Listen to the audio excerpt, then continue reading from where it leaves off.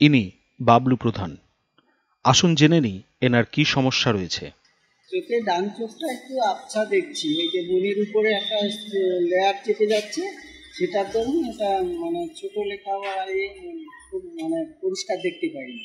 কোনগুলো, কাছের না দূরের? কাছে লেখা তা কিরকম দেখা যায়? আবছা, বাঁ চোখটা, ডান চোখটা আবছা, বাঁ চোখটা ঠিক আছে।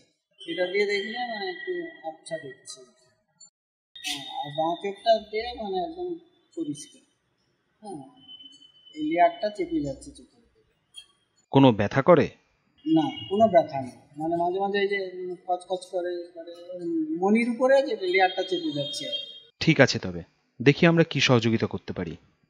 এর বেশ কিছুদিন পরে আমরা জেপিএস মেডেডের পক্ষ থেকে বাবলু প্রধানের চোখের ছানির অপারেশন করিয়ে দিই।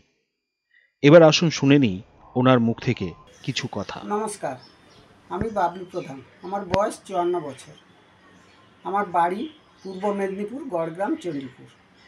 15 জানুয়ারি 2024 অপারেশন হবে, ওনারা আমাকে বললেন। তারপরে 15 জানুয়ারিতে অপারেশন তো হবে, কিন্তু অপারেশনে যা খরচ যাবতীয় সব কিছু জেপিএস মেডেড বহন করেন। তো তাদের তত্ত্বাবধানে আমি 3 মাস ছিলাম, এবং থাকার পর যখন ডেট দিয়েছে চেক আপের জন্য গিয়েছি, ওনারা চেক আপ করেছেন।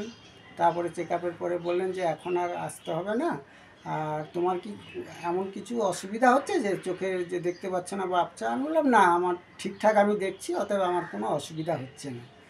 তো জেপিএস মেডেডকে অশেষ ধন্যবাদ এবং কৃতজ্ঞতা জানাচ্ছি। নমস্কার।